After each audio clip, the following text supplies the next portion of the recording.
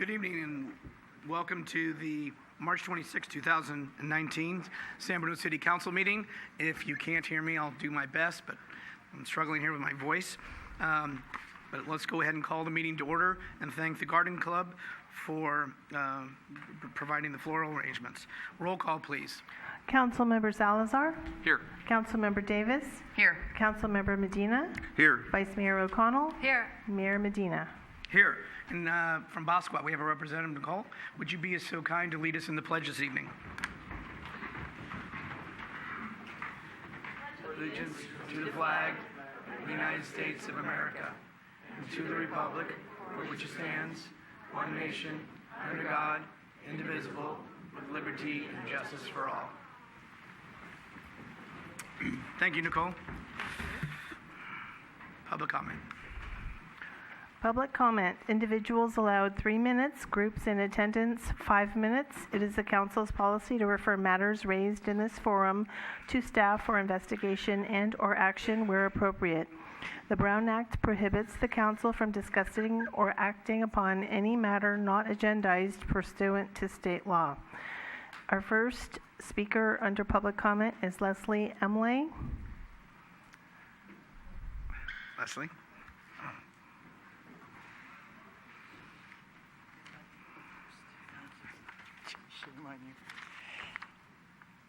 Good evening, Evening. Mayor and City Council members.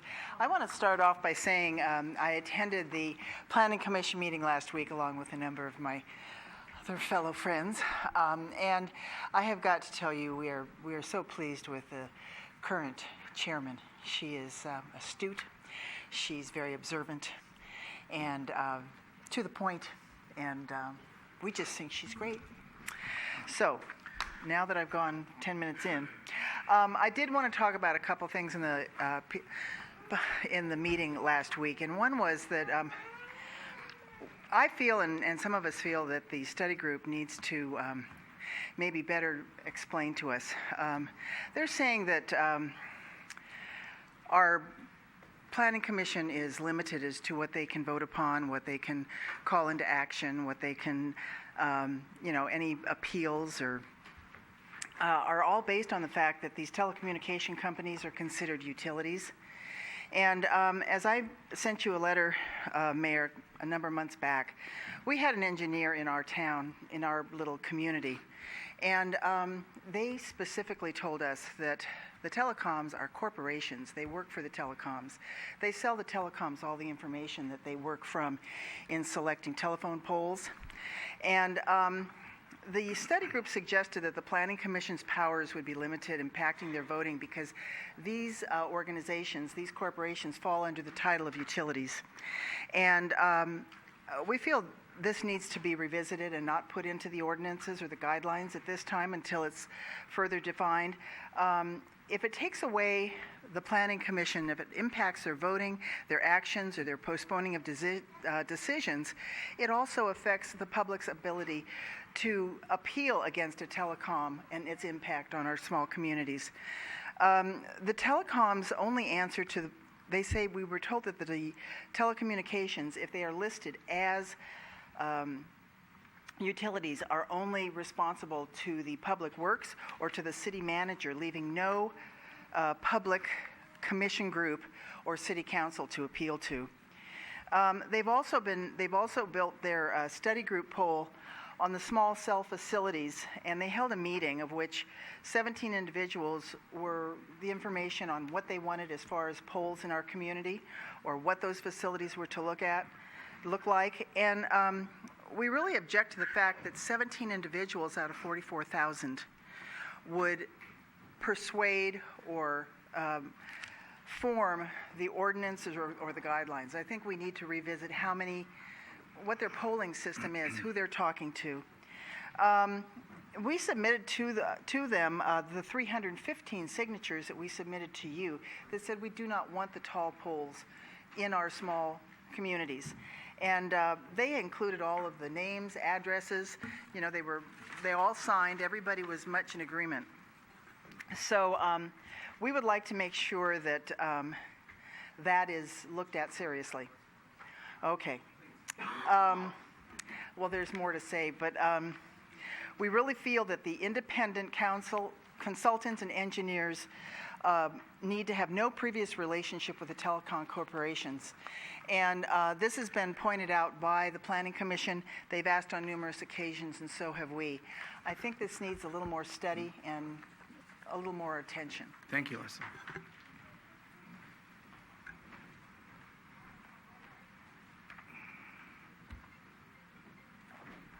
Our second speaker under public comment, is Linda Mason.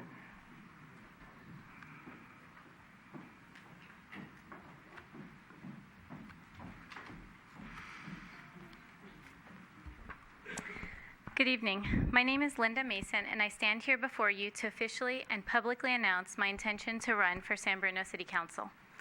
This year, there will be 2 seats available, and starting today, I will work diligently to earn one of your votes. I run on a refreshed vision for San Bruno, fiscal accountability, term limits, and greater collaboration that, along with my professional experience as an attorney with a policy background, brings strength to my campaign platform.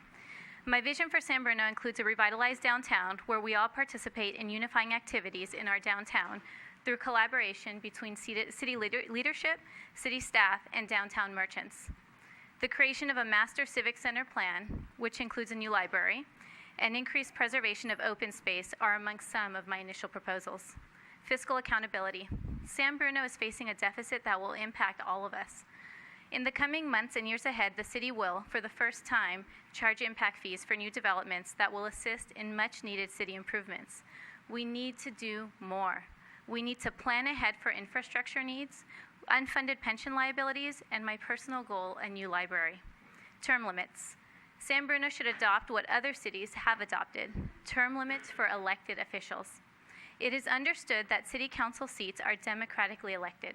However, term limits would allow city council members to contribute to their community for a finite amount of time and then continue to contribute to their community by facilitating the passing of the baton so that new ideas are injected into the changing dynamics of San Bruno. My experience as the current chair of the Planning Commission and my work in policy and government will aid San Bruno in seeking solutions to issues facing us today, such as homelessness, ADA accessibility concerns, and parking. San Bruno has significant opportunities through collaboration and outside-the-box thinking that can further be explored and tested for the future benefit of our residents. Heart.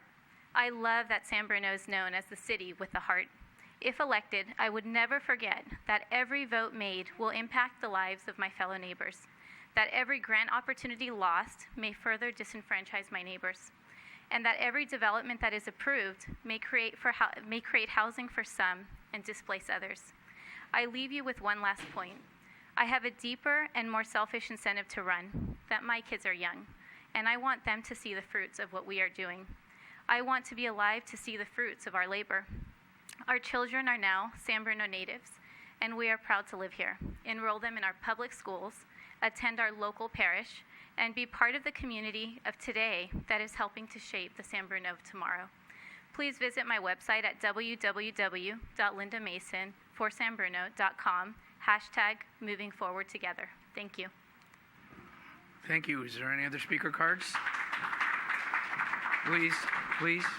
Any other No. speaker card? Is there anybody in the audience that didn't provide a speaker card that wanted to speak on something that's not on the agenda? It's not on the agenda.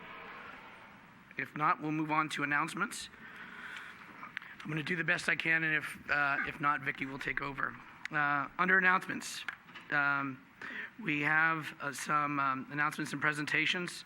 The first one is going to receive a presentation from Doug Yale from San Francisco International Airport, information officer regarding the airport development plans. Welcome. Thank you, Mr. Mayor, council members. I appreciate the opportunity to brief you this evening on what the airport calls its airport development plan. This is essentially a long-range planning study that could guide potential future construction projects at the airport. Just for a little bit of an overview in terms of our airport, SFO is the busiest airport in the Bay Area. About 2/3 of all air traffic happens at SFO. The remaining 1/3 is split between Oakland and San Jose. That makes SFO the 7th busiest airport in the U.S., 23rd busiest in the world. Last year in 2018, SFO accommodated nearly 58 million passengers. That's arriving, departing, and connecting.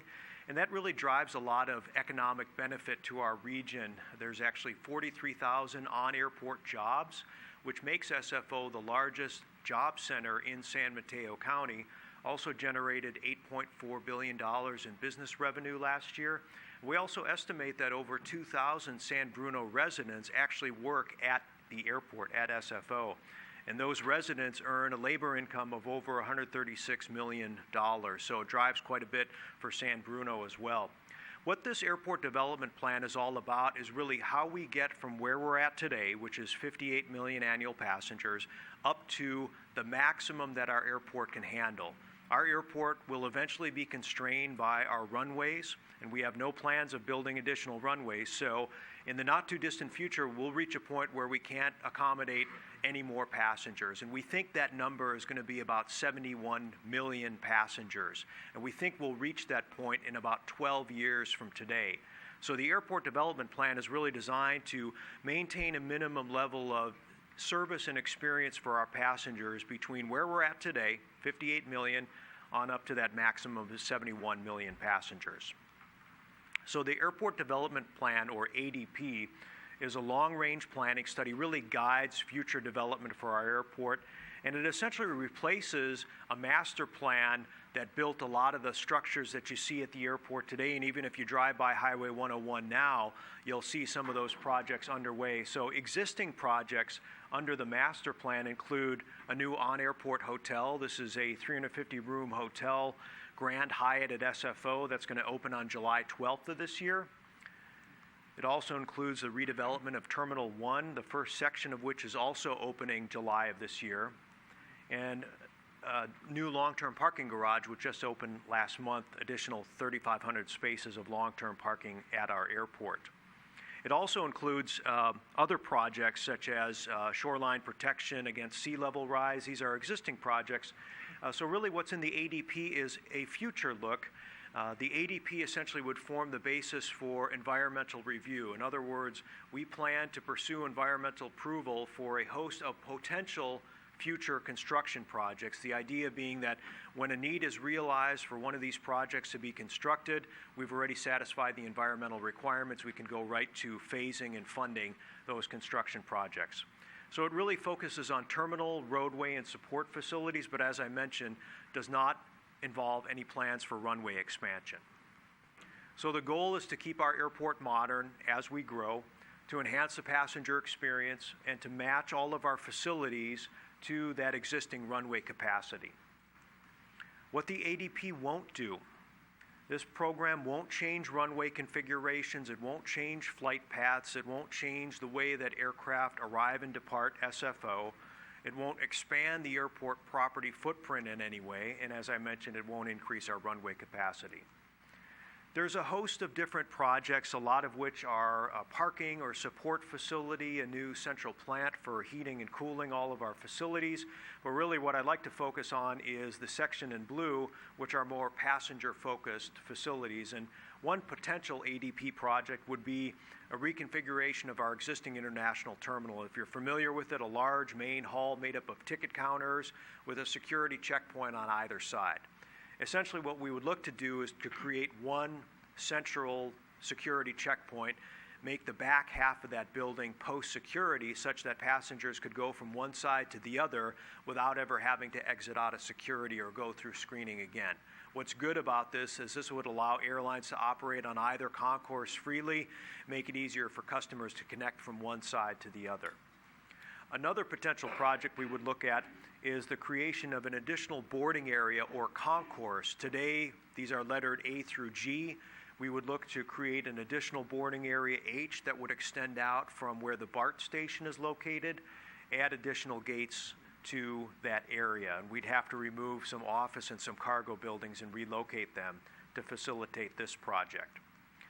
In addition, in the middle of our airport, we've got a multi-level parking garage that's about 40 years old. We're looking to remove that and rebuild a central hub garage, which would be a mix of public parking, office space, but also more importantly, a new pickup and drop-off area for ground transportation. One of the biggest changes at our airport over the last few years is the rise of Uber and Lyft.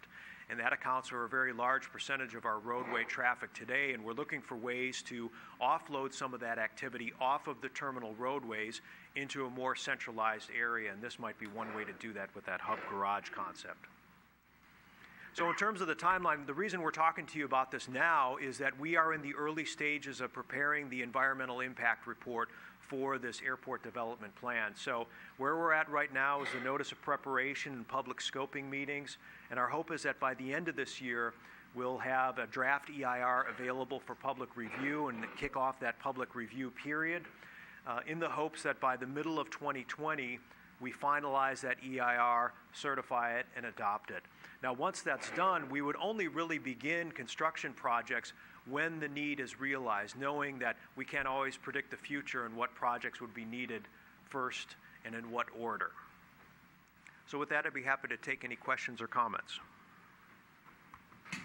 Well, first of all, thank you for being here. Thank you for updating the community and the council. You know, you do good at what the job you do. I'm sure you do exceptionally well. And of course, I'm sure you know there's going to come questions, at least from the mayor, the elected mayor is, and I understand 7.4 billion, I believe you're putting into a lot of these improvements, which is excellent. A lot of it goes into amenities for those enjoying or traveling, from spas and yoga and all those nice amenities. But what I still will tell you is from the north end, from the freeway that happen that go north or south, for us, we still receive noise. And you're very aware of that. I've seen you at the SFO roundtable, which Marty Medina is our member, and I'm the alternate. And there's always that frustration, and that we've had a second chance opportunity for people to apply if they're within the flight area, which is about $1 million, which is estimated about 30 homes. My understanding is whether they are or not in the flight pattern, you probably have about 792 maybe that have already applied. So obviously there's not enough money for 30 homes.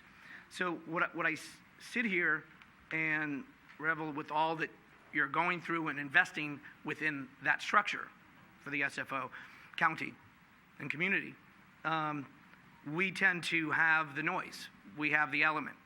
I live in the flight path, so I can tell you that firsthand.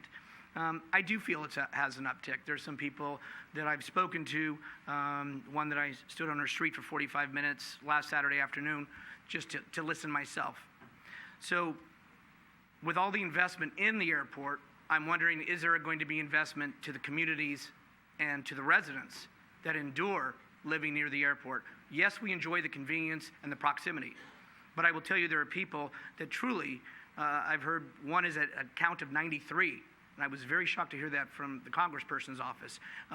So what are we doing? How are we going to do more than a second chance, but actually go beyond that and invest not only in what you're doing there for your passengers, but for your residents and the neighboring communities? Yeah, great question, and a couple of things to address on that front. For starters, we've seen a very strong level of interest in the replacement and second chance noise insulation program. And where we're at right now is looking for ways to expand how many people were able to benefit from this. And that could come from one of two places, really. It could come from the airport's own funding, and it could also come from FAA grant funds, which also have already paid for a portion of the insulation that so many people in San Bruno have had for so many years. So we are looking for an opportunity to expand on that. I don't have more details to share at this time, only to let you know that, number one, we've seen the very strong interest level, and we want to increase our ability to make good on that interest. So we'll keep you updated through the roundtable on our progress there. In terms of other investments that can support noise, obviously one of the biggest changes that residents have experienced relative to noise over the last 4 to 5 years is the new FAA Next Gen process, which has essentially taken a wide swath of air traffic that used to be like an 8-lane freeway, and it's focused it down to 1 lane. And so for the folks that live under that lane of activity, they're seeing a greater level of flight intensity than they ever have before. And this is something we're very engaged with our elected officials on, discussions in Washington with elected officials in the FAA, a process, by the way, that's not unique to the Bay Area. This is playing out in cities around the United States. Some cities, like Phoenix, has actually litigated against the FAA for this issue, and the common theme that all of these cities are bringing forward is the idea of a restoration of the pre-next-gen flight path. The court order in Phoenix called for this. There's an effort in Maryland right now calling for the same, and that's essentially what we're recommending to our elected officials who are speaking with FAA staff in Washington, is a restoration of that wider swath of air traffic.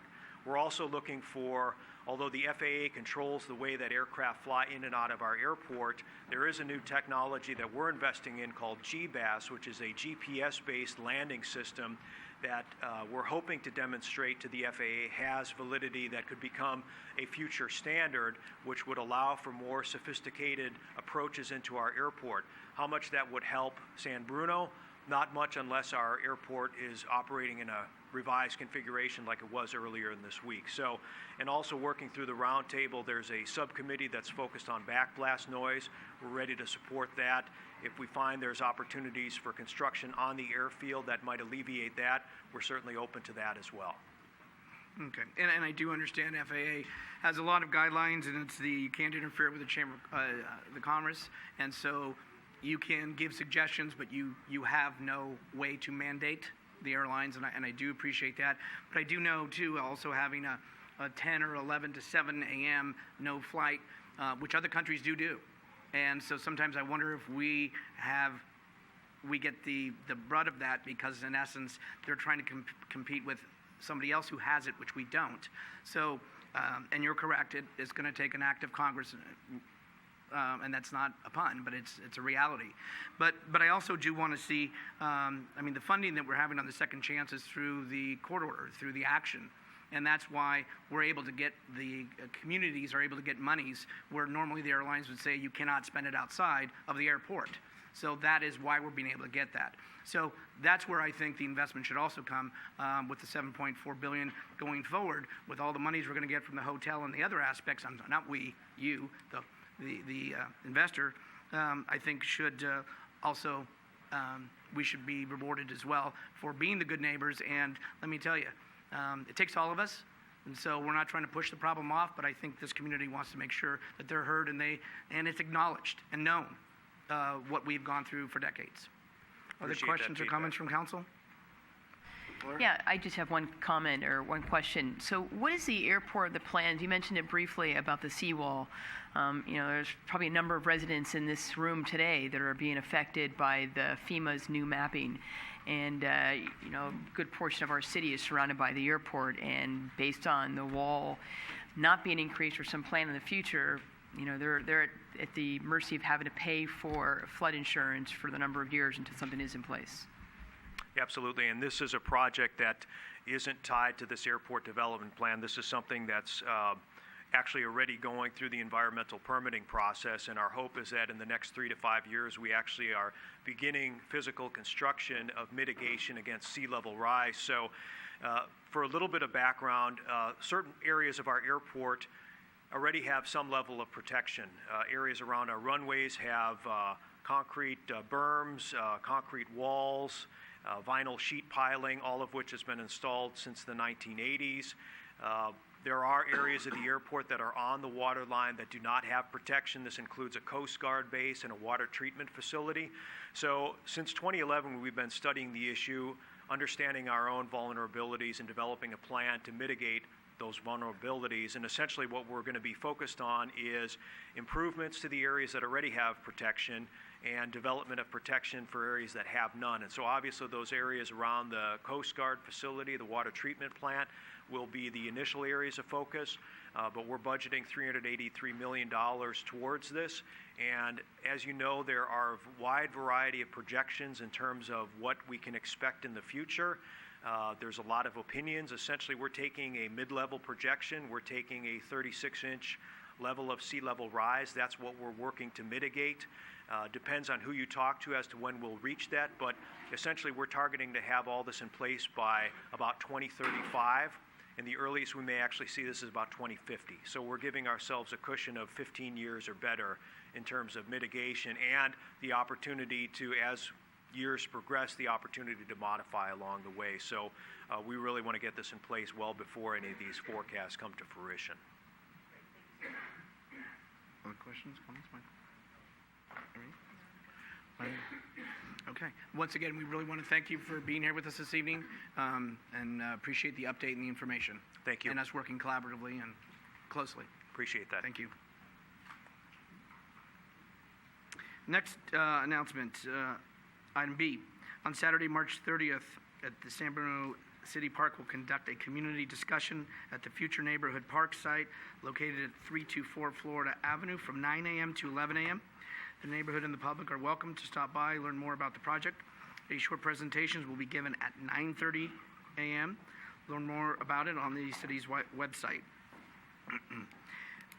Item C, on Saturday, March 30th, busy day, the City of San Bruno will hold a pop-up event on the San Mateo Avenue Streetscapes Plan. This event will be open from 11 a.m. to 4 p.m. and will be located at the plaza adjacent to the City Bank at 475 San Mateo Avenue.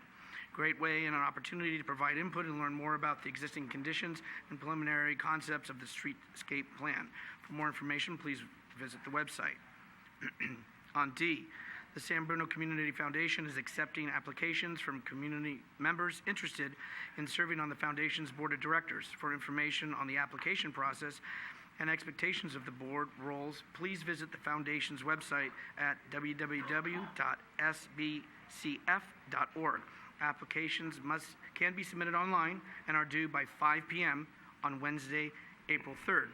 And then finally, what's not here but I wanted to convey is on the 28th, the San Mateo Union High School District is having a board meeting. And what they will have on their agenda is a resolution that basically puts Crestmore High School as surplus. It already has been gone through the process of a 7-Eleven committee, but this is a resolution vote only. It doesn't sell it, doesn't say what it goes for, what it does, how it will be used, how much of it, or anything. It is an action that's required. I attended the March 19th study session on this to be there, just to hear everything firsthand.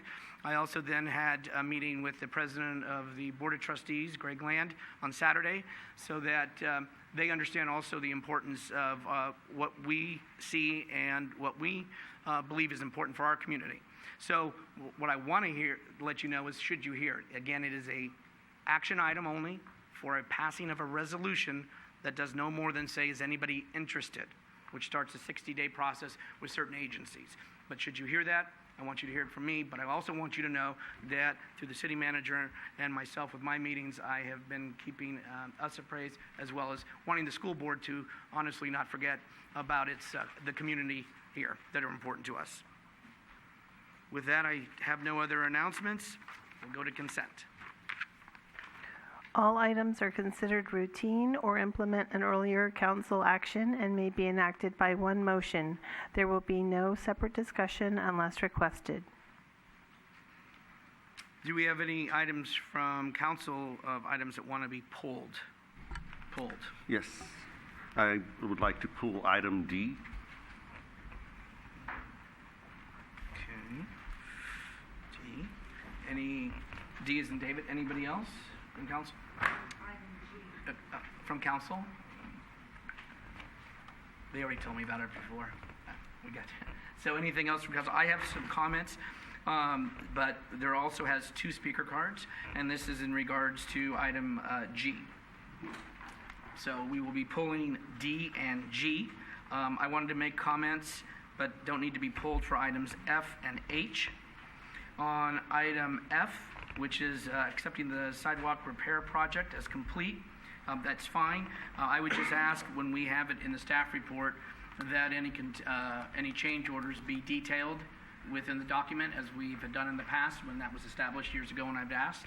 So I'd like to have it not just say it's 2, I'd like to have it spelled out, the cost and the reason what the change order was. And then on item H, which is a resolution amending the city classification plan by adopting a revised position description for the food services coordinator. This is a position that was became vacant, and it was reevaluated to the job duties and descriptions. A change of description as well as title has occurred, which is a netting in $22,000 in salary and cost savings to the city. So with the exceptions of D and G, is there any action? Through the chair, I'll make a motion to approve the remainder. No, second. Motion made and second to approve all but D and G. All those in favor say aye. Aye. Opposed? I have 5-0 voice vote. On item D, adopt resolution authorizing the city manager to execute a construction contract with Safety Network Traffic Signs, Inc. For the 218 traffic sign replacement project in the amount of $149,575, approving a construction contingency of $22,500, appropriating $22,500 from Measure A funds, and approving a total projected budget in the amount of $172,500. Marty. Yes, thank you very much. First, I wanted to express some gratitude for staff for identifying that of our 2,700 signs plus that are out there, that 55% of them need to be replaced. Signs aren't cheap. I did receive an email this morning regarding from a former employee that was interested in understanding, and as well as I am, of why that work is being done outside of house where it used to be done in-house. We had a sign shop, we had people assigned to that to deal with the signs. So I was hoping that we can get some information from staff to kind of go over that analysis and just educate us a little bit about why we're not doing that work in-house anymore. City manager. Sure. I'll have our Public Works Director, Jimmy Tan, give the overview of that specific question, which is why is this being done by a contractor and not in-house? Before he gets up, I also just want to note that the city did conduct a retroreflectivity study which tested the amount of light reflecting off all of our signs, and that's why they are being replaced. It is strictly for safety reasons. This money will accomplish a number of the signs, but it will not go down the full priority list. And so we'll talk about that in a little bit. Jimmy? Director Tan and Hi, good evening, Chapman. Honorable Mayor, members of the City Council. This item was presented during the budget study session, and where we presented two different alternatives for this project, and one was to bring the item to council for an award of a contract, which we're doing tonight, and the other is to purchase the materials and make the signs in-house, and then use the city staff to replace them. And during that evaluation, staff determined that there would be another additional staff that are needed in order for us to replace all these signs. There's quite a lot of them. There's 55% of the 4,921 signs that needs to be replaced. So, and there are only 8 staff members in the street division, and with additional staff evaluated the needs for, and one existing staff member would have to be dedicated to the new staff in order for signs to be replaced. So, just in terms of the work program that are existing that we have and the impacts to that, and we decided that we thought that it would be best for us to hire a contractor to replace the signs. So our Street and Storm Division Manager is here to answer any questions as well on this.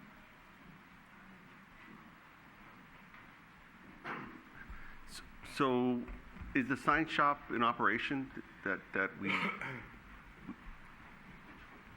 evening, Honorable Mayor and Council members. Ted Chapman, the Street and Storm Manager. To answer your question, yes, the sign shop is still operating and building signs. We cannot undertake this project due to the quantity of signs because of the actual workload in the sign shop.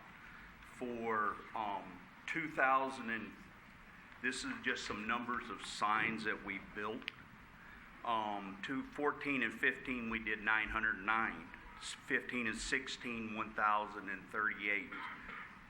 16 and 17, we did 1,156. You notice this number keeps increasing, and that's due to the age of the signs, more population, and being proactive, trying to keep up with these signs. In 17, 18, we did 1,290. So it's basically, we just, as our director said, is we did look at adding an additional staff member, but we would have to have that to do it in-house, to be able to complete this within a 4-year program. Understood. No, I think I remember it was Gino that was in the sign shop when we got it running a number of years ago.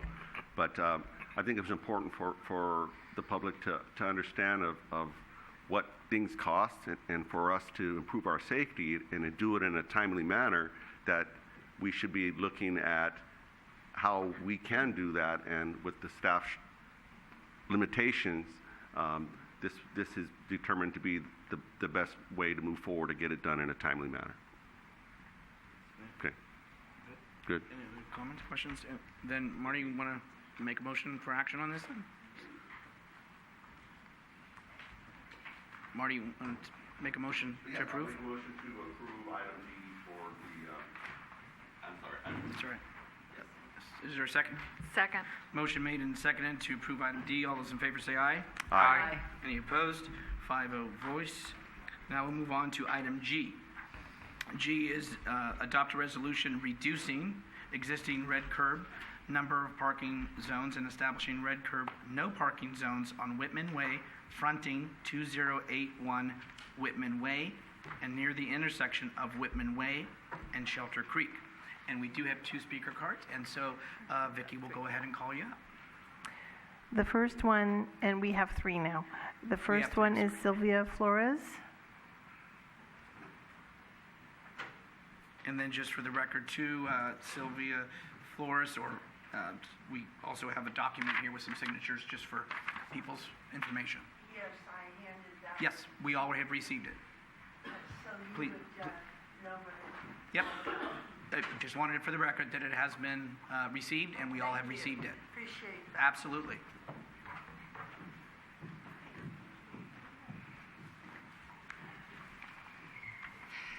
Mr. Medina and council members, the signed petition dated July 9, 2016, that you all have now in front of you, regarding the removal of the red painted curbs on Whitman between Cortland and Cunningham Way.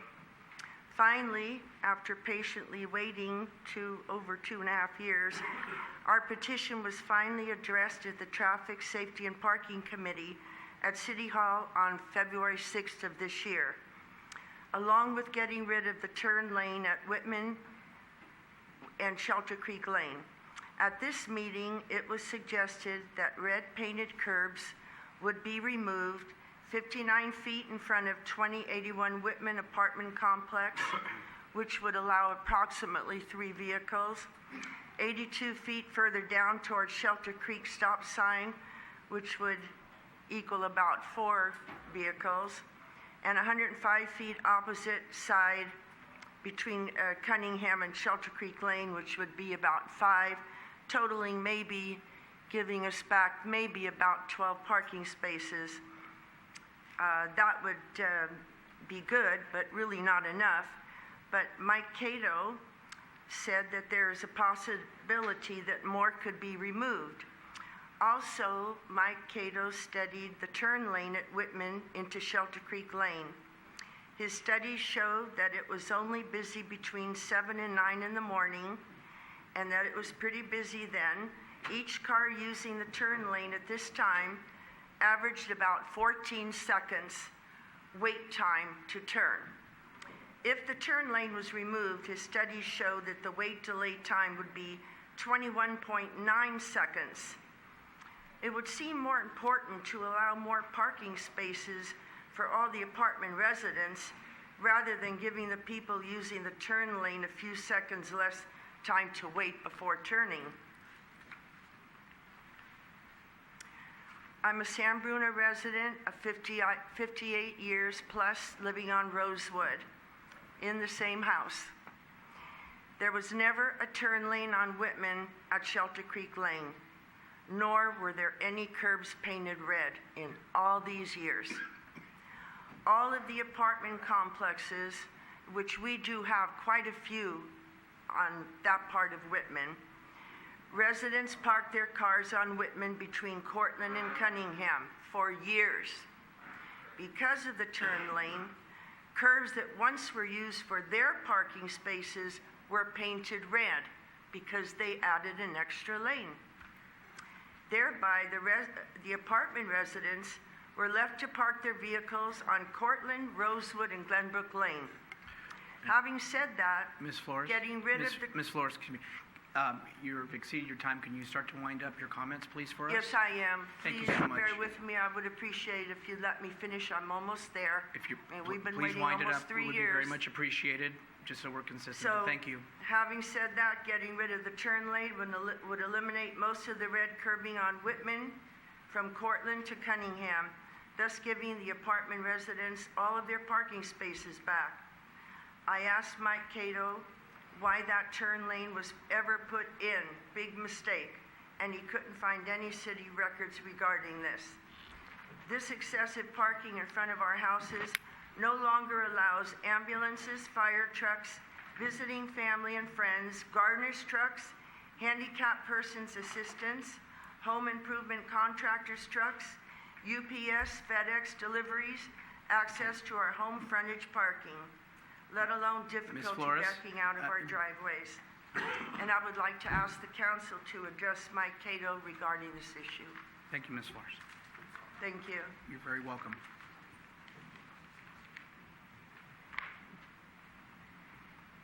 Okay, next speaker. Next speaker, please. Speaker, it looks like it may be two people. It's Nora and Hector, or is that the last name? Okay, it is. Okay.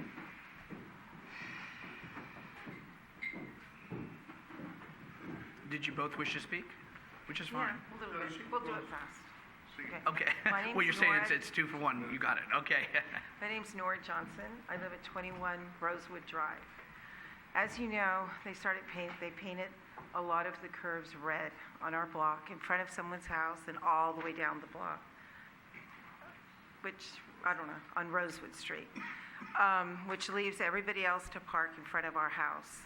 I have family that comes to visit, they can't even park. My husband can't park in front of our house. And what gets to me is I don't know why they were painted red when she's been there 58, she's been there 50 years, I've been there 25 years. They were never red before. We had our own parking spaces. Someone said because it was dangerous. Our street is wide enough for 2 cars to go through. They've never seen an accident on our block. Other streets in San Bruno, as you know, going down Jetovan, the streets are so narrow that only 1 car could fit. Super dangerous. You're driving like up a hill, someone else could be coming. No painted red curbs.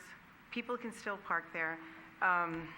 So anyway, that's what, and it causes a lot of problems. They slashed our tires because we parked in the middle of our own parking.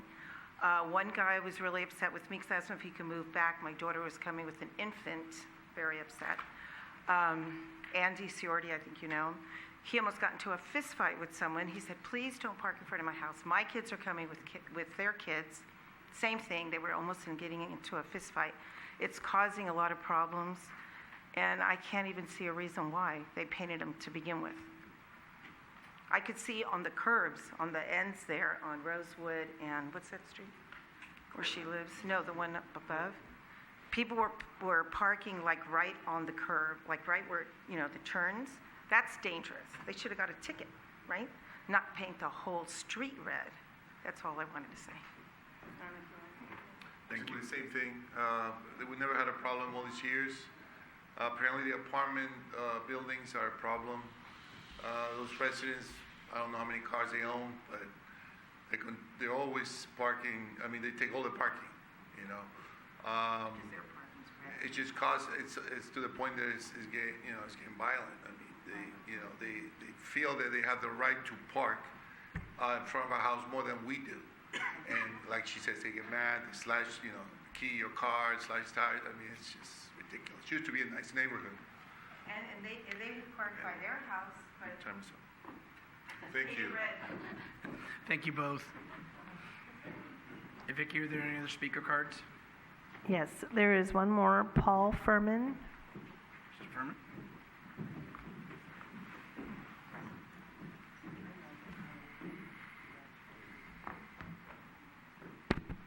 Good evening, everyone, council members, Mr. Mayor. So limited parking for renters prompts them to park in front of our houses, which is not illegal, obviously. However, it increases the foot traffic on our streets, and not always, this foot traffic is not always welcome. I've observed individuals being so inconsiderate to talk loudly on their phones, revving their engines after hours, or playing music after hours. They wake up our kids. I had to confront a few of them a few times. So, and I don't think that is a result of us having limited parking in front of their houses or no parking at all, and having more red lines that we should have. In addition, what I've observed, this food traffic increases loitering and also dumping.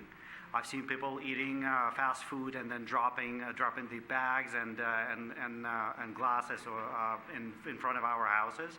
So my concern is that these red lines are adding more work for us to clean our lawns and to confront people when they wake up our kids in the middle of the night. I literally confronted people at 1 o'clock in the morning because they played the music so loudly that my daughter woke up. So I think that what Sylvia has proposed makes sense. That will increase the number of parking spaces for the renters closer to the apartment complexes, and will reduce the foot traffic on our street. Thank you very much. Is there anybody else here in the audience that wanted to speak on this item that was pulled? And there are no other speaker cards? Okay. Anything? Does council have any questions or comments? See if staff want to address anything. Michael, no? Yeah, through the chair. I'm sorry, Michael. Yeah, I don't really have a question, but I would like staff to respond to the comments before we take action. Of course. Sure. No, I'd like staff to talk wait, first. ask Giovanna if you could, or direct. So I can have staff give an overview of the report and the recommendations and why, and through that, hopefully address some of the specific concerns that were raised. So we can have either the director, Jimmy Tanner, or Michael Cato do that. Whoever wishes. Yes, please.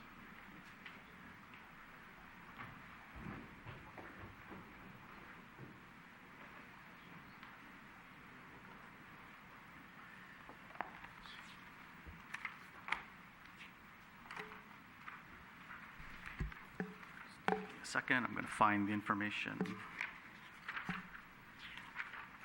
Okay, so Honorable Mayor, members of the City Council,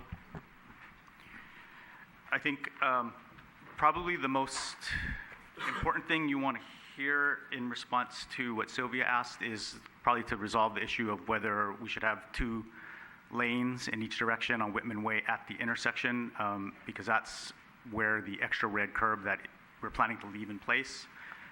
It's there so that we can have those extra lanes. So Whitman Way at that location is 2 lanes right at the intersection. As you get further away, it's only 1 lane in each direction. So staff did a study that we did present to the Traffic Safety and Parking Committee, and Sylvia gave you some information. It's about the total intersection delay. And the numbers that she gave you are correct. They were 14.1 seconds. If we leave it the way it is, it goes up to 21.9 seconds. That's an average for all the vehicles that go through the intersection. The level of service that goes with that, with the existing conditions, right now the intersection operates at a level of service B. The change would cause it to go down to a level of service C. I think it's also important to understand that the changes at the intersection will be a little bit, that it's a little more nuanced than that. While the overall numbers say 14 seconds delay increasing to 21 seconds of delay, there is one direction in particular that is actually going to bear the brunt of the change. The eastbound and the southbound direction see very little change to their overall operation. It would be the westbound direction that would actually currently has a 12.3 second delay per vehicle. It would go up to 26.8, so it's going to more than double the amount of time that those cars would spend at the intersection. The level of service for that particular approach would go from a level of service B down to a D. So with that in mind, staff decided that we wanted to find a solution that would be sort of a balanced one that would help to provide some additional parking for the neighborhood while also not creating too much of an impact to the traffic at the intersection. And that's why we selected the amount of parking that we will want to remove in order to accommodate the 95th percentile queue, which means most of the time, all the cars that are stacked up at the intersection will be able to, move through the intersection at the same way they're doing right now. And so that's the reason why we chose to do this the way we did. And I guess just to give you a little more information, if we were to do what Sylvia asked, which would be to remove more red curb, we could probably provide about 5 more spaces on the downhill part of Whitman Way. We could provide about 5 more spaces on the uphill side at Whitman Way.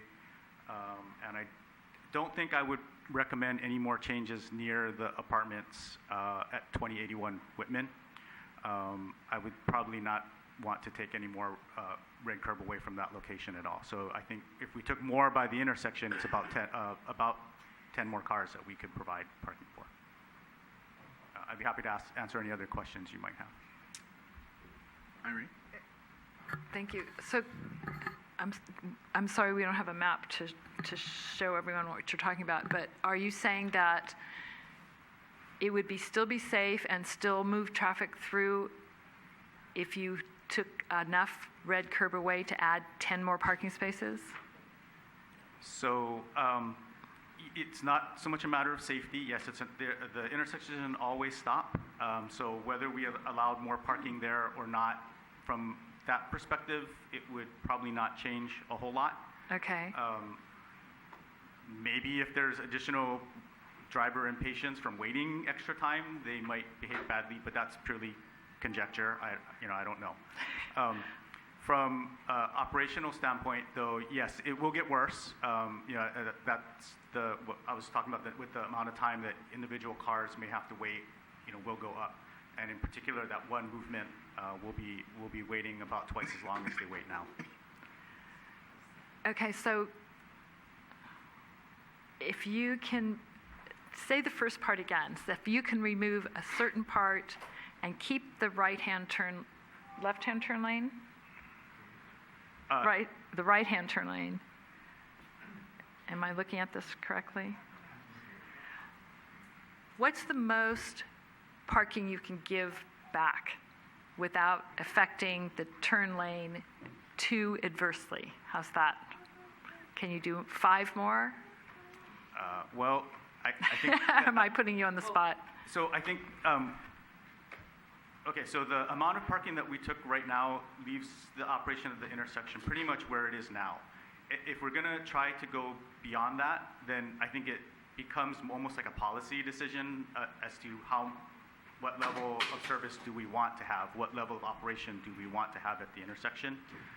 So it's a little hard for me to answer that question unless I know, what would be the acceptable level of operation at the intersection. Okay, so on the map we have, it's attachment 3. The top part shows existing conditions. The bottom part shows if you take 59 feet to remove the red curb, and then you have 20 feet, 21 feet, 35 feet, 20 feet, 13 feet. Okay, yes. What is that? So is that? Yes. So those are driveways? Yes.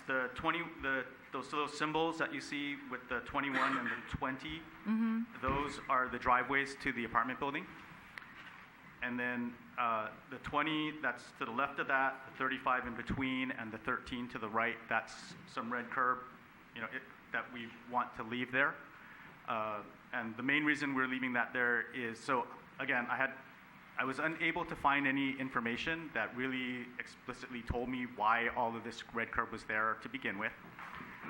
But I sort of surmised it's there because of the driveways to the apartment building. It is fairly common practice when you have high volume driveways that you leave a little bit of red curb to either side to help facilitate ease of movement in and out of the driveways because they carry quite a few cars.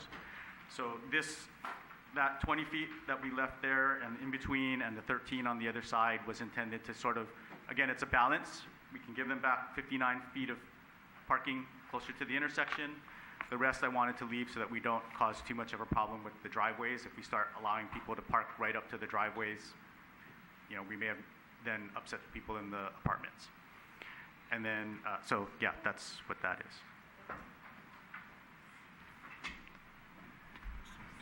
Irene, can I ask a question to clarify? Because I know the direction you're headed through, going down. Okay. After Javon. So you indicated that there are potentially for 10 spaces, but I'm confused by that, and I think she is too. So in this image, which is a perfect image that you've displayed, if you're going east on Whitman and you remove the left turn lane, you could probably pick up 5 spaces there, right? Because you get rid of all that red curb. Or maybe it's 7 spaces. All the way down. So it's 187. Well, so this right here, I think is, so that 187 right there is from that stop line back. Gotcha. Right? We're recommending that we can give back this. Right. This 105, I'm recommending that we leave that because that's where the queuing of the vehicles stacks up. So if we start to reduce this 105, that's where we could start to see reduction in the way the intersection operates. Right. So should you lose that entire left turn lane, you can open up the entire red curb. So no. This 105, I think we could give back. There's a little bit in here that is, I've also recommend that we keep that because there's a bus that travels down and makes this left turn here. And as part of our study, we did also evaluate that turning movement. And I think we would want to leave that, otherwise the bus is going to start to run over, this part of this lane here in order to make the movement.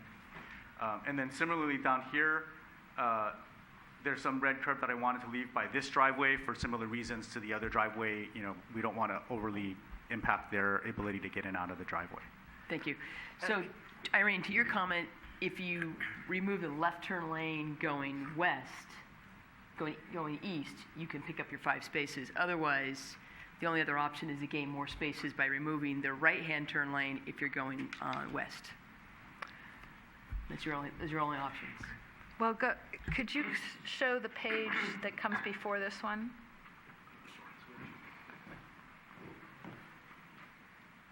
No, I'm sorry. That one. Nope. One more. That one. Yeah, that one. Yes. Okay, I understand why you want to have red near the driveways. But do we need 35 feet of red in between the two of them? And I don't mean to be picky, I'm trying to understand this. And as you say, it never went through the process. Looked like 1993 from when this was supposed to. Okay. Parking, as you know, is getting exponentially worse everywhere. And if we can squeeze out a couple spaces here and there, it doesn't sound like much, but it adds up and it helps. So is there a reason we need 35 feet in between the two? I understand, yes. Okay.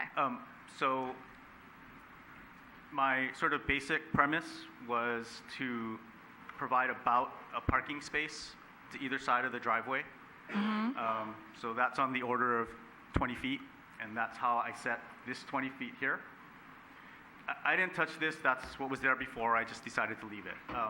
So then when you get in between here, if I left 20 feet for that driveway going that way, then all we're left is 15 feet, and to get the other 20 feet from that side of that driveway, it overlaps, so that ends up being essentially the 20 feet for both of those driveways in between. And it was our concern that, if we tried to let a car park in there, they'd squeeze in. It didn't seem like we just didn't want to do that. Does that make sense? It's about this 20 feet. We want 20 feet on either side of this driveway and 20 feet on either side of that driveway. Okay. I'm just looking to see if there was... Okay. I'll pass it on. City Manager. Sure. So I just want to back up before we go forward and say that these are oftentimes very difficult decisions, and this began by a request to remove red curb. Where we are now as staff and our transportation engineers have done some analysis and recommended moving some curb, increasing parking by roughly 12 spaces. The premise of that analysis was largely based on keeping the queuing through the intersections at either an A or B, not wanting to drop those intersections down to a C or D, which we try to avoid. I would caution against traffic engineering on the fly, and if the council desires to have staff go back and further analyze the red curb to provide additional parking and bring back the impacts of what that will do, we will certainly do that. But we're essentially trying to strike a happy medium by removing some red curb to provide, I think, about 12 additional parking spaces that are not there now. And there are impacts to removing additional red curb, and we might be able to provide 10 extra spaces, but that has impacts. Impacts for the homeowners, impacts for drivers, impacts for environmental concerns with people queuing longer at intersections. And so we can bring back that information. The recommendation that you have before you is to respond to the community concern and provide 12 additional spaces that are not currently there. I appreciate that, and I agree with you. It's fun to sit here and try to figure it out, but you guys are the experts, and I know you've taken all these factors into consideration, so thank you.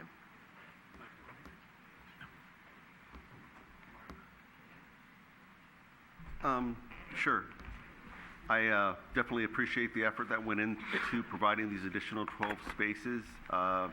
Back in the day, a lot of things happened in San Bruno where red curb was put in, and there's probably many other places where it can be used to improve our safety. But I think in this case, it's really clear that it's a fine balance, and getting 12 more parking spaces is definitely an improvement for the neighborhood. And proceeding forward with this recommendation is something I'm in favor of. And just a final comment, I think staff did a great job at actually opening up 12 more parking spaces. I live very close to this area, and I drive this every day, several times a day sometimes. And I've been going up and down the street all my life. And I've always said to myself, why so much red curbing? Being married to a firefighter, there's a need for red curbing near the amount of apartment complexes. Just this morning, as I was leaving for work, the fire department in San Bruno was heading up there for a fire call at the Shelter Creek. And what ends up happening, too, is that some of these red curbing is also used for staging. So the fire trucks they might get 3 or 4 here, and others are stepped back. So you might not think that red curbing is needed, but it is. And I think you've done a great job by balancing what you should have and what you should keep. There's some other red curb in the area, and I heard some comments by the residents on Rosewood. I don't know what that's about, but I would recommend that if they have not already addressed it, has that not been addressed with traffic and safety for the Rosewood neighborhood?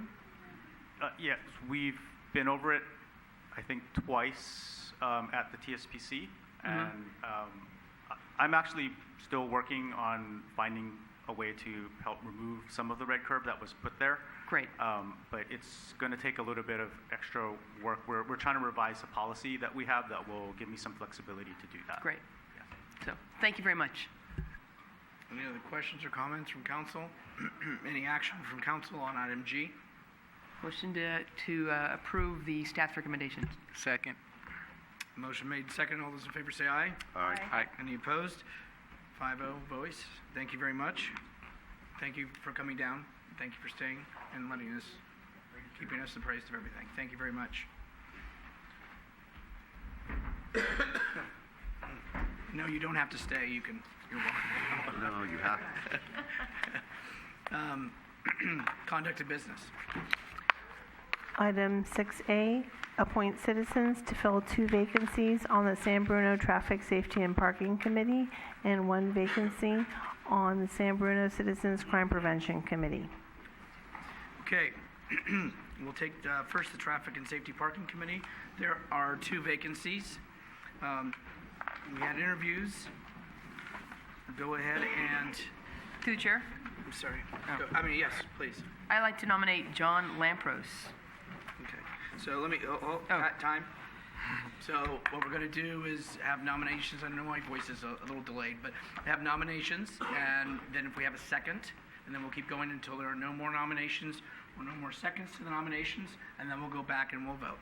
And then John Lampros was nominated. Is there a second? Okay, there's a motion second. Any other nominations from the floor? I'd like to nominate Linda Biscano. Is there a second for Linda Biscotto? Is there any second to Linda? Okay, other nominations from the floor? Mr. Mayor, Mr. Medina, Marty.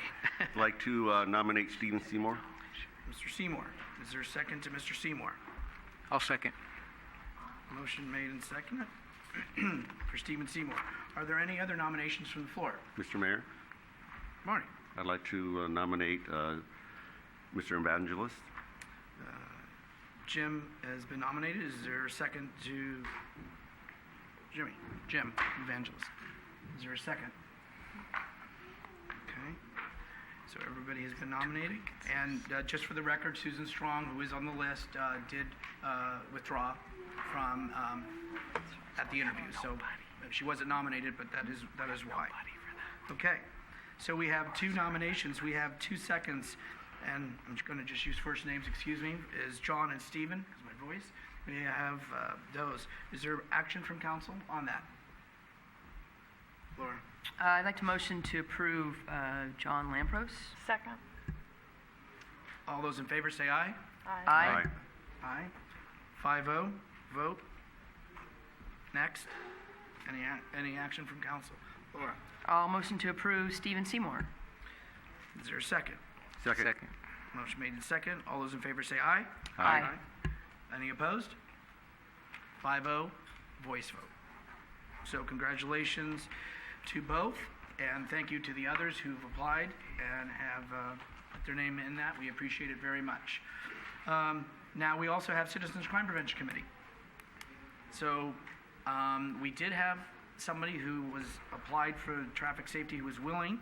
I don't know if there was anybody else that was wishing for the clerk's office. I know they did reach out to those that had applications from prior and just see if anybody else wanted to come forward, but not at this time.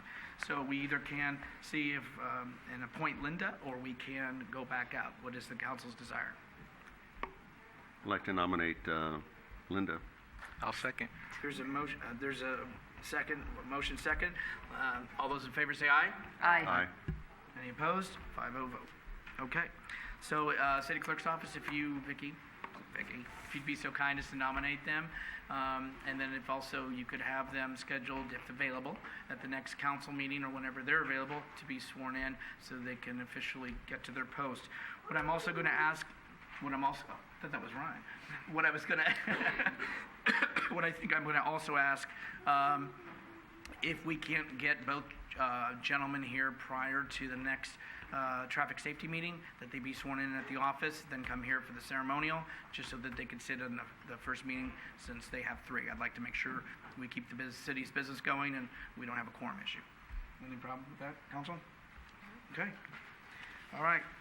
Next item, conduct of business. Item B, please. Item B, receive the 2018 Housing Element Annual Progress Report and authorize transmittal to the California Department of Housing and Community Development and Governor's Office of Planning and Research. Good afternoon, City Council. Javon Grogan, City Manager.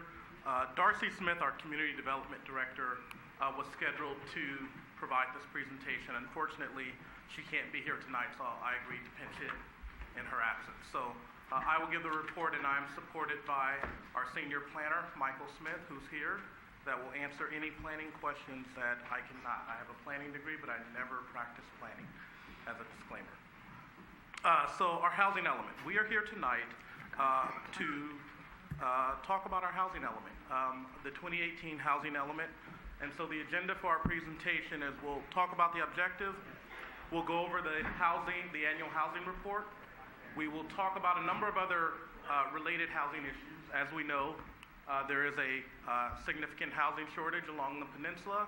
The amount of jobs and the amount of housing that has been created over the last 10 years, there is a significant imbalance, and there's lots of talk about that both locally and regionally.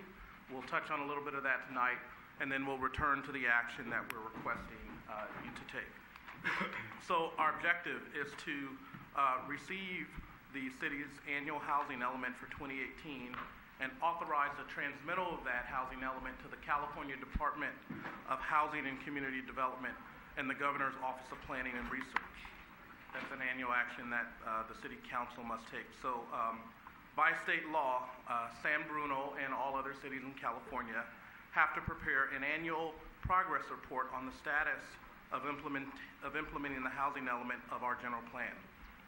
This report is due by April 1st of the calendar year immediately preceding the reporting deadline, and the city is required to hold a public meeting, our meeting here tonight, before the City Council. This year, the report that is before you has been updated to reflect a number of changes in state law. These reporting requirements for 2018 include more detailed information about housing development applications that have been submitted to the city. And the report also focuses on the city's progress towards implementing its housing element to meet its share of the what's called RHNA, Regional Housing Needs Allocation, and other housing goals.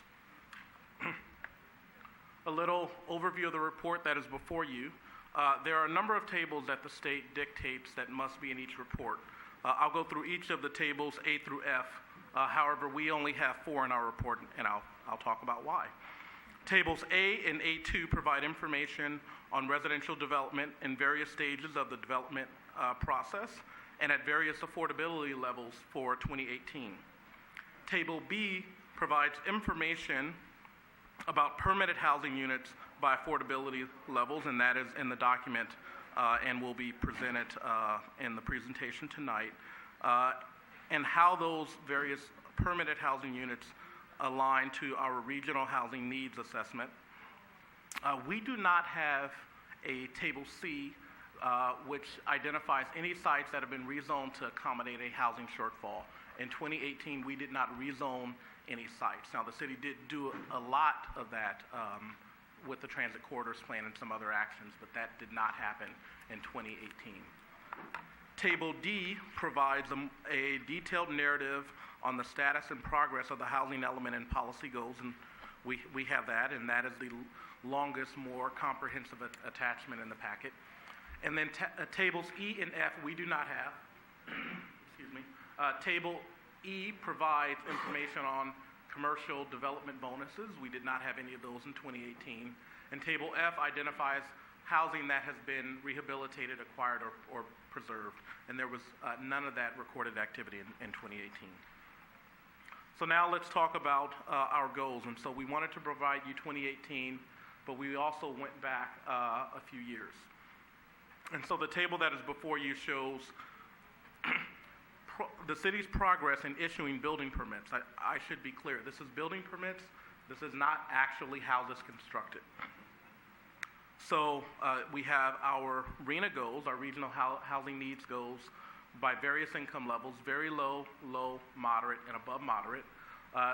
San Bruno's allocation is 1,155. So how have we made progress on that number since 2015? Well, in 2015, I won't go through the various income levels. There were 11 building permits issued. In 2016, 87. In 2017, there were 15. In 2018, there were only 6. And I say only 6 because I'll talk a little bit about that. But our total to date is only 119 units. And so we still have 1,036 units to meet our regional housing needs allocation. That is significant. We are in the middle of a housing crisis. What I will say is that while the number of permits that we have issued thus far are only 119, we do have a number of projects in various stages of the entitlement process that will potentially be put before the council for approval. Some of them actually have been approved. Others are going through the entitlement process. Those will total 702 units. And I'll step through a number of those right now. So one of them is the project at 406 and 418 San Mateo Avenue, 83 multi-family housing units, and I had an update on that project from the developer earlier this week, and they are progressing to try and start moving in the first residents in April of this year. And so those 83 units, that is the former theater at the end of San Mateo Avenue, and that project is very nearing completion of the residential portion. The next are the Skyline College's residential projects, a total of 70 units. 30 of those are single-family homes, 40 of those are single-family homes, but another 30 are multifamily rental homes, workforce housing for people that work at Skyline College and the San Mateo County Community College system. There's 111 San Bruno Ave, almost directly across the street from the Caltrain station that was recently approved, 62 multifamily condominium units.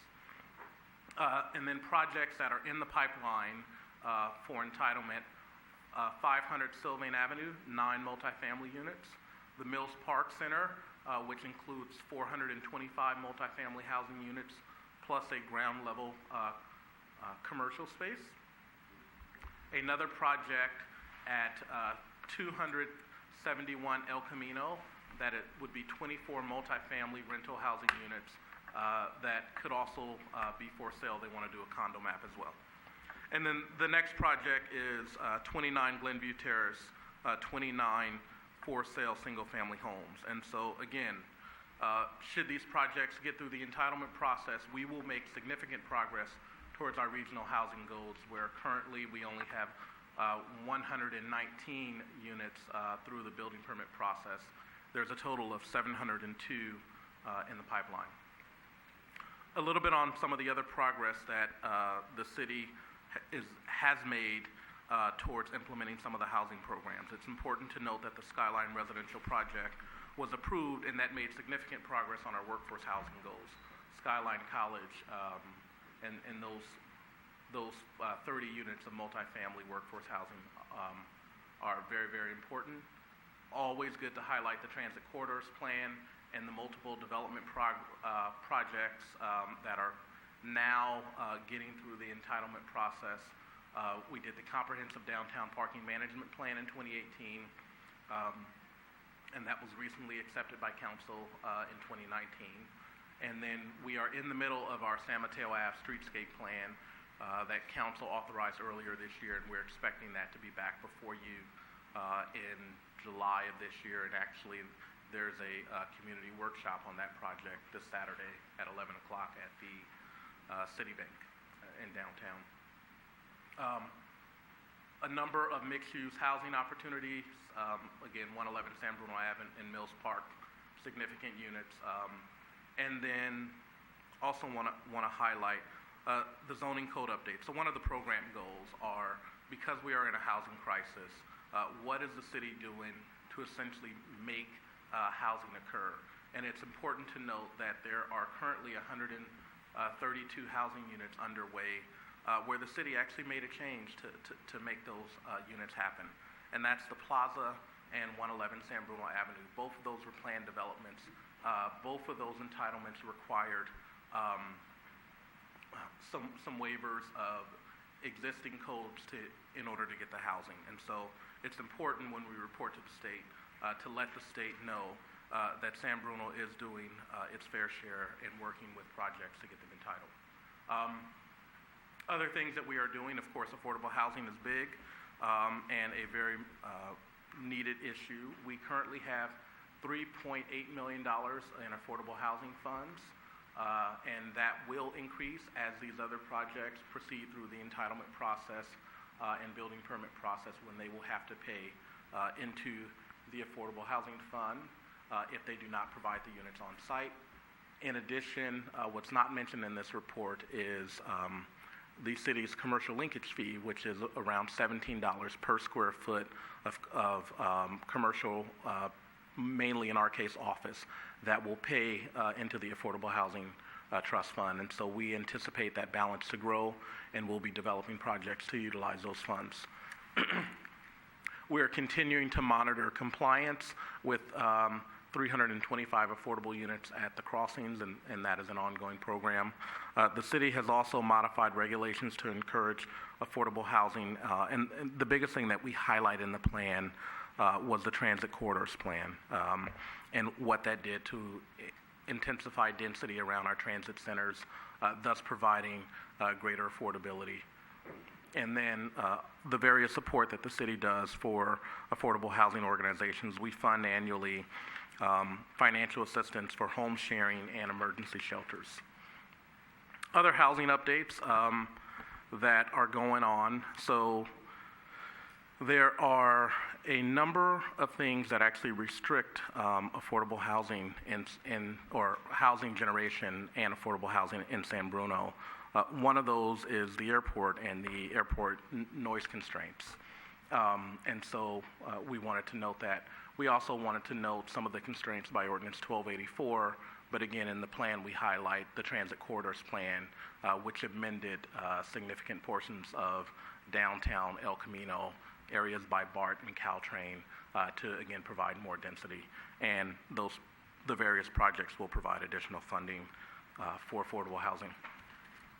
Important news on state laws. So the 2018 legislative session did not have significant housing bills affecting San Bruno. One of the most significant housing bills did not apply, and that was the bill around BART stations and intensification of land use around BART. There was a clause in that law that was passed where it did not apply to areas in the BART system where there is not a representative on the BART board. And so that law did not apply to BART stations in San Mateo County because San Mateo County does not have a representative on the BART board. But there are significant proposed housing legislation in the 2019 calendar year, and so the council and the public should know that both staff and the city council are monitoring those bills closely. Part of one of them, or one of the most significant ones, is SB 50, sponsored by State Senator Scott Wiener, and then there's the CASA Compact. It is important to note that myself and the mayor attended a roundtable that State Senator Jerry Hill hosted with all city managers and mayors in San Mateo County and some in Santa Clara County that include his district, and really provided rich feedback and comment on the potential impacts of SB 50 in San Bruno. And really just to summarize, what SB 50 will do if it's passed is that it will require cities to follow a state standard for housing density around rail stations. It would apply to us for the Caltrain within a quarter mile and a half a mile of Caltrain. It may also apply along the bus route along El Camino. The current reading of the current version that came out on March 11th says that El Camino may not apply, but we are closely monitoring that. But that increased density and the taking away of local control is hugely significant to us, and we have been and want to be very active on that front.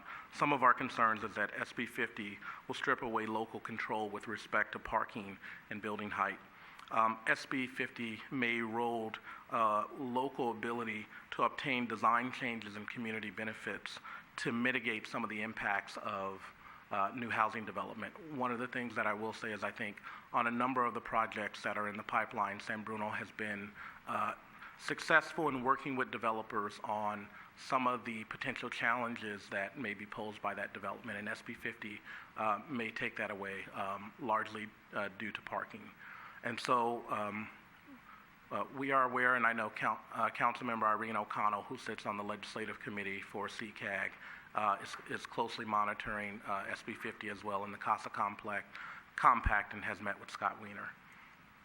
And so just returning to tonight's action, we would like you to receive the report, which you have done, and authorize the transmittal of that report to the California Department of Housing and Community Development and the Governor's Office of Planning and Research. We are here to take any questions. Any questions for staff? Excuse me. It was such a thorough report, I didn't have any questions. Yeah, please, Marty. So, looking at page 2 of 7 on the staff report, so everybody can follow. Basically, we're making progress on above moderate income levels, but the very low incomes of the remaining, is it 500 or so? I'm sorry, I had the number written down. 417 units that remain, with 358 of them need to be very low income. And what happens if we don't meet that mark, but we make it in a different income level? I mean, what's the consequence of us not meeting that number? The consequences are unknown. This is a planning requirement. One of the things that cities are oftentimes articulate to the state is that we don't develop housing for the most part. We really entitle. And so if the housing is not built, it's not always the city's fault. We do not have the resources to invest hundreds of millions of dollars to which a single project may take. And so we have the responsibility to plan for it. When a developer purchases or has a piece of property, help them through the entitlement process and vet the various regulatory issues that abound with the project. And so if a city does not meet their RENA numbers, the consequence from the state right now is unknown. I think there are a number of things that have been talked about by Governor Gavin Newsom, but those are not law right now. A follow-up inquiry would be, we can't put any new housing underneath the airport's path. Is how flexible, what will we do to pursue to do that? Get into some kind of waiver, or at what level of change would that be required to make? So there is a process for a project to apply for housing within the airport noise contour. That requires going to the Airport Land Use Commission and potentially an action by the City Council to override a decision if the Land Use Commission does not agree. But again, we would need that project to come forward, and the developer would take it through the process, and then there are two decision-making bodies at least, and there may be a third. Through the chair, can I make a comment on that? There was, as a member of the airport land use, there was a project brought forward for South San Francisco that was in a direct flight path of the planes taken off, and it definitely got turned down. I mean, it's in a commercial area, never any homes, so, you know, in an area where we have existing properties and you're going to rebuild or redo, it's a little bit more something that you have an easier chance of getting approved, but to add new housing where housing doesn't exist is probably more challenging. Other questions, Mark? Okay. Anybody else? Oh, anybody from the public who wanted to speak on this item?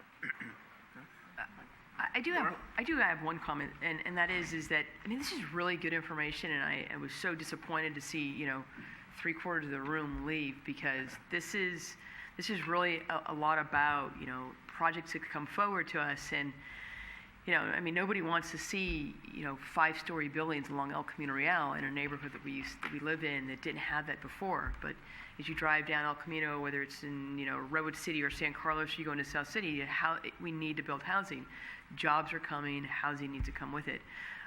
So I don't know what your thought is, and I don't need an answer, but how do we get some sort of version of this report out to the public that's simpler and maybe a 2-page document or something like that? Or will there be anything in the newsletter that goes around to the community? Just a thought.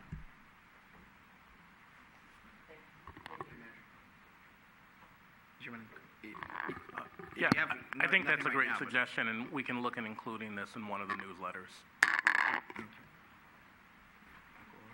Good. All right. We need to approve the submission. Any action you need approval? Just regular motion? Okay. Is there any action from council, please? Motion to approve. Second. There's been a motion made and a second to approve. All those in favor say aye. Aye. Okay, 5-0 voice. Okay. All right, we'll move on to item number 7, comments from council members. Any comments from members? Maureen, Laura, Artie? Sure. You're it. I got one. Actually, 2. So Saturday coming up, we're having a pancake all-you-can-eat there at the American Legion. Get there early. The crowds are getting bigger. Parking is difficult. And the other thing is, I wanted to thank everyone who showed up to the baseball opening ceremonies. It was great having a crowd there.